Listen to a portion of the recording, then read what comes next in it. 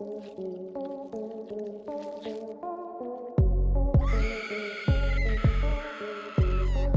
की राजधानी दिल्ली में श्रद्धा वालकर की हत्या ने पूरे देश को दहला दिया। आफ्ताब अमीन पूनावाला ने साउथ दिल्ली स्थित अपने रेंटेड फ्लैट में लिव इन पार्टनरशिप श्रद्धा की गला घोटकर हत्या कर दी। इसके बाद उसने बॉडी को ठिकाने लगाने के लिए आरी और फ्रीज खरीदा। आरी से उसने मृत शरीर के 35 टुकड़े किए और नए फ्रीज में रखा। पुलिस को आफ्ताब ने बताया कि वो रोज रात को 2 से 3 बजे निकलता था और जंगल में शरीर के टुकड़ों को फेंकता था। घर में या आसपास बदबू न फैले इसके लिए वो फ्रिज के सामने अगरबत्ती जलाता था और पूरे रूम में रूम फ्रेशनर छिड़कता था। पुलिस हत्या की गुत्थी सुलझाने में लगी है और मुख्य आरोपी बार बार अपना बयान बदल रहा। दिल्ली के साकेत कोर्ट ने पुलिस को नार्को टेस्ट करने की इजाजत दे दी है। दोस्तों, आपको बता दें कि इससे भी पहले कई ऐसे घिनौने हत्याकांड हुए हैं जिसने पूरे देश के रोंगटे खड़े कर दिए थे। तो आज के इस वीडियो में हम बात करने वाले हैं श्रद्धा मर्डर केस से पहले हुए कुछ ऐसे ही घिनौने मर्डर केस के बारे में। Number 1, Kerala murder case. दोस्तों, अक्टूबर 2022 में केरल से अमीर बनने के लिए नरबली देने का एक घिनौना केस सामने आया था। जल्द अमीर बनने की ख्वाहिश में केरल के एक दंपति ने 2 लॉटरी टिकट बेचने वाली महिलाओं की नरबली दी। केरल की 52 साल की रोजली और तमिलनाडु की 50 साल की पद्मा को भगवाल सिंह और पत्नी लैला ने मोहम्मद शफी के कहने पर जान से मार दिया। मुख्य आरोपी ने पद्मा के सिर पर वार किया और वो बेहोश हो गई। लैला ने पद्मा का गला रेत कर उसकी जान ले ली थी। पुलिस के अनुसार लैला ने मृतक के प्राइवेट पार्ट पर भी वार किया था। इसके बाद मृतक के शरीर के टुकड़े किए गए। दोस्तों, उन्होंने खून को घर की दीवारों पर लगाया था और शरीर के टुकड़ों को घर के चारों तरफ दफना दिया था। एनडीटीवी की रिपोर्ट के मुताबिक पद्मा के 56 टुकड़े किए गए थे। पुलिस ने बताया था कि रोजली को भी इसी तरह मारा गया था। Number 2, Anupama Gulati murder case.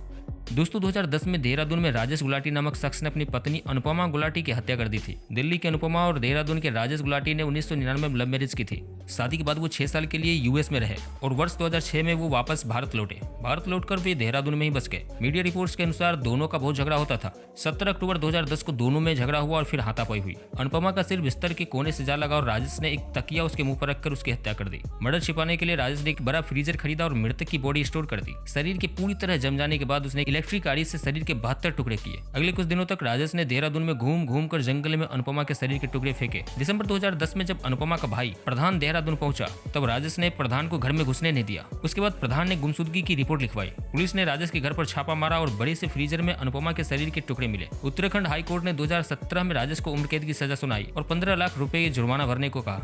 Number 3, Neeraj Grover murder case. दोस्तों, मुंबई के टीवी प्रोडक्शन हाउस में काम कर रहे नीरज ग्रोवर की 7 जुलाई 2008 को हत्या कर दी गई थी। इसके बाद उसके शरीर के कई टुकड़े किए गए और जंगल में ले जाकर जला दिया गया। लव ट्रायंगल की वजह से नीरज की जान चली गई थी।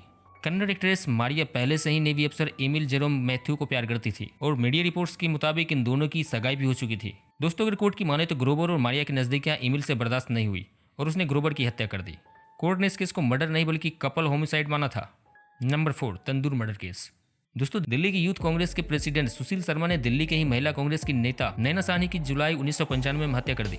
शादी से पहले दोनों कुछ वक्त तक लिव इन में रहे थे। रेडिफ की एक रिपोर्ट के अनुसार 2 जुलाई 1995 को जब सुशील घर पहुंचा तब उसने नैना को फोन पर देखा। नैना ने फोन रख दिया था, लेकिन सुशील ने रीडायल किया तो फोन की दूसरी तरफ नैना का पुराना क्लासमेट और कांग्रेस का साथी था। गुस्से में सुशील ने नैना को अपनी पिस्तौल से गोली मार दी। उसके बाद वो उस बॉडी को एक रेस्टोरेंट में ले गया और वहां उसने उसके टुकड़े टुकड़े कर दिए। इसके बाद उसने बॉडी को तंदूर में जलाने की कोशिश की थी। सुशील शर्मा को फांसी की सजा हुई, जिसे 2013 में सुप्रीम कोर्ट ने उम्र कैद में बदल दिया। Number 5, Shakira Khalili murder case. दोस्तों, 1990 के दशक में इस हत्याकांड ने बेंगलुरु को दहला दिया था। शकीरा खलीली मैसूर के दीवान मिर्जा इस्माइल की वंशज थी और उसने डिप्लोमेट अकबर मिर्जा खलीली से शादी की थी। Akbar Mirza Khalili Iran, Italy और ऑस्ट्रेलिया में भारत के हाई कमिश्नर थे। दोनों की 4 बेटियां थी।